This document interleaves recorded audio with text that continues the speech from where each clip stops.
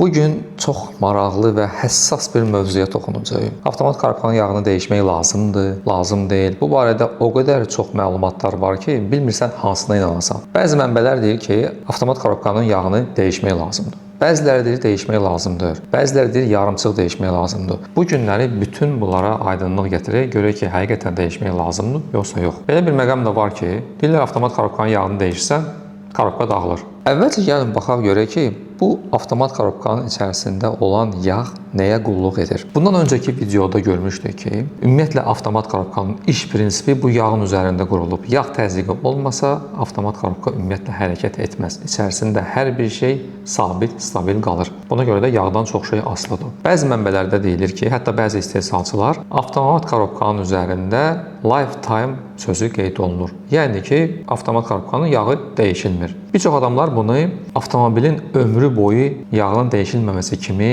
yozurlar. Amma əslində bu zəmanət müddətidir. Zəmanət müddəti nəzərdə tutulur. Sadəcə bir marketinq aksiyası kimi belə bir söz ora qoyulur ki, avtomat korobkanın yağı ömrü boyu dəyişilməli deyil. Amma bu sürtkü yağı olduğu üçün içərisində metal və yaxud metal olmayan hissələr bir-birinə sürtülür. Burada temperatur fərqi olur, korobka qızır, soğuyur, havanın müxtəlif şəraitindən asılı olaraq və burada təbii ki, həmən yağ özünün yağlama yaxud da ki, avtomat korobkadan danışırıqsa, təzyiq saxlama xüsusiyyətini itirir. Həmçinin yağın tərkibində bu avtomat korobkanın özünün istismar dövründə aşınması sayəsində metal, xırda qırıntılar və s. bu yağın tərkibində qalır və bu da get-gedə çoxalır. Hətta yağda da olmasa, bəzi hallarda karterin küncündə yığıla bilər və yaxud da ki, avtomat korobkanın digər bir yerlərində. Belə bir köhnə yağla avtomat korobka daim işləyirsə və bu yağın tərkibində olan həmən hissəciklər korobkanın müəyyən bir hissələrindən keçirsə, solenoidlərdən, gidroblokdan və s. bu təbii ki, müəyyən vaxtdan sonra problemlər yarada bilir. Bəli, bəzi hallarda görürsən ki, 150 min kilometr gedib maşın, amma korobkanın yağı dəyişilməyib. Hətta 200 min kilometr gedənlər də var. Belə hallar olur, düzdür. O artıq onun istismarından daha yaxşı istismar olunub avtomobil, həm də istehsal zamanı tökülən yağın, həmçinin də korobkanın keyfiyyətindən asılıdır. Amma bu hər zamanmı belə olur? Xeyr, hər zaman belə olmalı deyil və avtomat korobkanın yağı dəyişilməlidir. Görürsən, bu doğrudan da belədir. Avtomat korobkanın yağı ilə bağlı 3 dənə versiya var. Birincisi, yağı dəyişmək olmaz. İkincisi, yağı hissəli şəkildə dəyişmək lazımdır. Üçüncüsü, tam yağ dəyişmə. Başlayaq birincidən. Avtomat korobkanın yağı dəyişilmir. Ümumiyyətlə, bu anlayış düzgündür. Avtomat korobkanın yağı dəyişilməlidir. Çünki yağ sürtkü yağıdır, eyni zamanda da hidravlik yağdır. Yəni, hidravlik xüsusiyyətlərini saxlayır. Az öncə sadaladıqlarımı da nəzərə alsaq, deməli, bu anlayış düzgün deyil. Ona görə bunu qoyduq kənara. Keçdik ikincisinə, hissəli şəkildə dəyişmə. Bu nə deməkdir? Bu çox sadə korobkanın yağının dəyişilməsidir. Yəni, aşağıdan karterdən açılır, korobkanın içindəki yağ süzülür yerə, ondan sonra yeni yağ əlavə olunur. Çox sadə bir şey.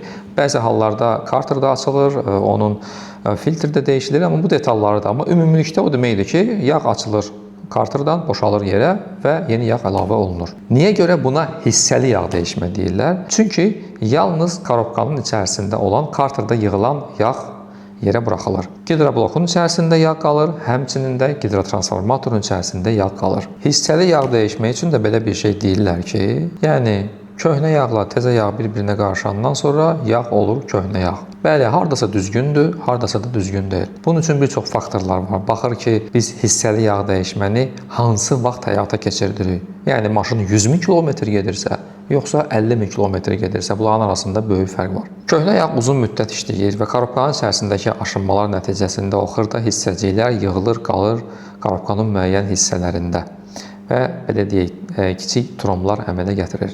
Bu zaman biz korobkanın yağını dəyişiriksə, təzə yağ tökürüksə, təzə yağın yuyuculuq xüsusiyyəti köhnə yağdan təbii ki, qat-qat çoxdur. Və bu təzə yağ həmən o tromları götürüb, aparır, lazım olmayan yerlərdə ilişdirib saxlaya bilər. Bu da korobkanın işinə təbii ki, böyük problem yarada bilir. Bax, bu kimi səbəblərə görə avtomat korobkanın yağını dəyişəndən sonra problemlər yarana bilər. Üçüncüsü, tam yağ dəyişmə. Bu necə baş verir? Bundan öncəki videoda bildik ki, avtomat korobkanın içərisində yağ sirkulyasiya edir daim.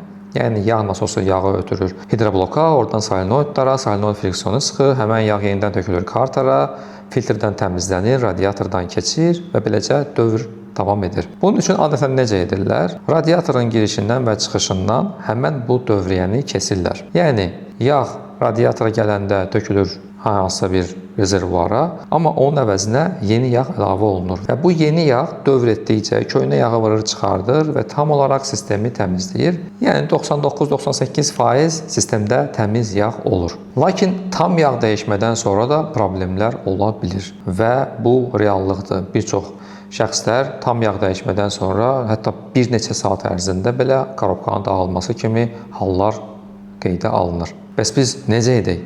Yağı dəyişək, yoxsa dəyişməyək? Bu hallar niyə baş verir?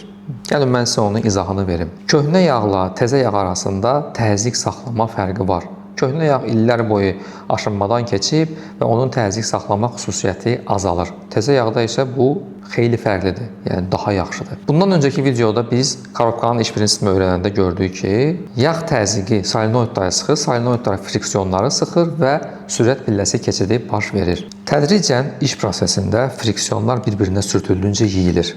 Yeyildikcə bu o deməkdir ki, friksiyon paketi kiçilir və həmçinin də yağın təzyiq saxlama xüsusiyyəti azalır. Amma xoşbəxtlikdən istehsalçılar korobkanı belə düzəldiblər ki, buna adaptasiya olur. Yəni solenoid getdikcə daha yaxınlaşır friksiyona, friksiyon yeyilib kiçilib, baxın, solenoid da biraz yaxınlaşır. Həmçinin bu yağın təzyiq saxlama xüsusiyyəti azaldıqca hidroblok ora daha çox təzyiq yönəldir ki, bu friksiyonların birləşməsi, ayrılması lazımı vaxtında getsin və istismar zamanı problemlər yaşanmasın, hiss olunmasın. İndi bu köhnə yağa adaptasiya olunmuş friksiyonları, yaxud da ki solenoidları yeni yağla əvəzləyirik. Yeni yağın təzyiq saxlama xüsusiyyəti köhnə yağdan çox fərqlidir.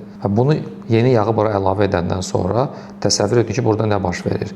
Köhnə yağa uyğunlaşmış təzyiqlə yeni yağı ötürülür solenoidlərə. Bu o deməkdir ki, burada çox böyük təzyiq olur və solenoidlər friksiyonları həddən artıq sürətli şəkildə bərk sıxırlar. Bu da istismar zamanı avtomobil sürülən zaman çox böyük vurmalarla nəticələnə bilir. Hətta bunlar o qədər güclü olur ki, bir neçə saat ərzində friksiyonlar tam olaraq yeyilib sıradan çıxa bilər.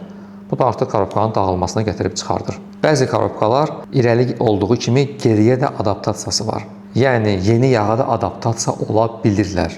Lakin yeni yağa adaptasiya olma müddəti korobkanın dağılma müddətindən daha çoxdur. Yəni o korobka həmən müddət ərzində həddən artıq çox aşınma baş verəcək və korobkanın ömrü hətta adaptasiya olsa belə çox-çox qısalacaq. Əvvəldə olan sualımıza biz yenə cavab tapmadıq. Yağı dəyişək, yoxsa dəyişməyək? Yağı dəyişək, amma düzgün dəyişək. Birincisi, bunun üçün yağ dəyişən aparat düzgün seçilməlidir. Yəni həmən aparatda sizin maşının korobkasına uyğun təzyiq parametrləri seçilməlidir. O nə yuxarı olmalıdır, nə aşağı olmalıdır. İkincisi, ən vacib faktorlardan biri mühərrik daim işləməlidir. Çünki korobkanın iş prinsipində öyrəndik ki, biz mühərrik işləyir ki, yağ nasosu işləsin və həmən yağ sirkulyasiya eləsin. Bu sirkulyasiya eləməsə, biz ora təzyiqlə yağ vursaq, bu böyük fəsadlara gətirib çıxarda bilər. Üçüncüsü, bu da çox vacib bir faktordur. Avtomat korobkanın yağını tam olaraq biz dəyişiriksə, mütləq şəkildə bundan sonra kompüterlə avtomat korobkanın adaptasiyaları sıfırlanmalıdır və bir çox hallarda bu sıfırlanma diller kompüterinin sayəsində olur. Çünki bazarda bir çox ustalarda, bir çox bokslarda bu diaqnostika kompüterləri var. Hətta orada korobkanın sıfırlanması opsiyası olsa belə, o opsiyanı basırsan, göstərir ki, hə sıfırlandı. Bir çox hallarda bu sıfırlanmır. Sadəcə orada bizə göstərir, amma sıfırlanmır. Ona görə də tam yağın dəyişmə zamanı bu sıfırlanma prosesinə xüsusilə diqqət yetirmək lazımdır.